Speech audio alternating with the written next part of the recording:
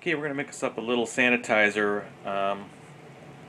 to sanitize some kegs and equipment around. A couple popular brands, of course. You've got your Iodophor and your Star San.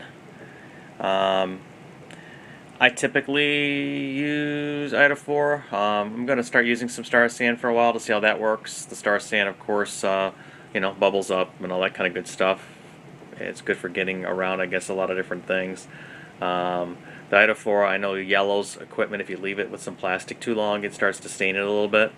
I think that the Iodophor is a little bit, it's not really an acid, so it doesn't really eat through the stainless at all. But I don't think the Star San does in the quantities you're using. But I understand in a long time it may have some effect that I don't know.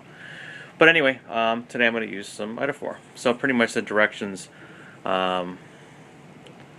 You can't really read them, but it calls for home brewing. It specifically talks about home brewing. You use 1 teaspoon for 1.5 gallons of water. So I'll get that going now.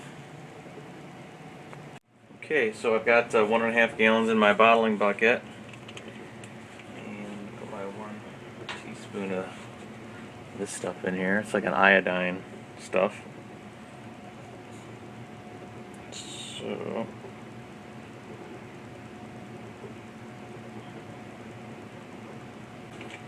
now, from what I've read on at their website, that as long as it sticks with this type of color, then it's usually still good to use. You don't want to keep it in a bottle that's I think you want to keep it in a dark place and such. After a few weeks, it has the same smell that you're probably going to get used to once you smell this stuff. But after it sits for a few weeks, even in a dark closet where I keep mine in this clear bottle, it still has a yellow tint to it. It still smells like it's fine, and it probably is fine. But I don't usually take the chance at this point. It's so inexpensive to just change it out, put some new fresh stuff. I'm not going to take the chance when I'm about to keg the beer, so I just mix the batch up and I'll just pitch this stuff out. So I'm just going to sanitize a few things. I mean, this is what I take my samples with. It takes a little bit of time to use it because it's really too small, but it gets the job done. And you don't need to sanitize really all this stuff. It doesn't really come in contact with the beer, but I always figure, I'm always touching, since I have to take multiple transfers back and forth from the keg, I don't want to take any chances, so I just make sure everything touches where it needs to be. I believe we have to touch the solution for 2 minutes. Yeah, it has to just touch the solution for 2 minutes, fully immersed. And that's it. You do not have to rinse this stuff. I've read it online. If you follow the directions and dilution, this stuff does not have to be rinsed off in your kegs either. So it is a no rinse product as well. Same with Star San, same thing. Okay, we're going to start sanitizing our keg. A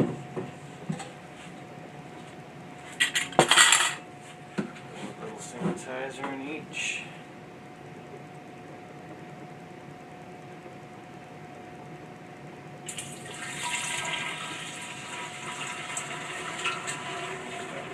Start shaking everything up real good. Remember, it's got to contact all the surfaces for about 2 minutes. So I'll just shake everything up real good. It's going to get into those dip tubes and everything.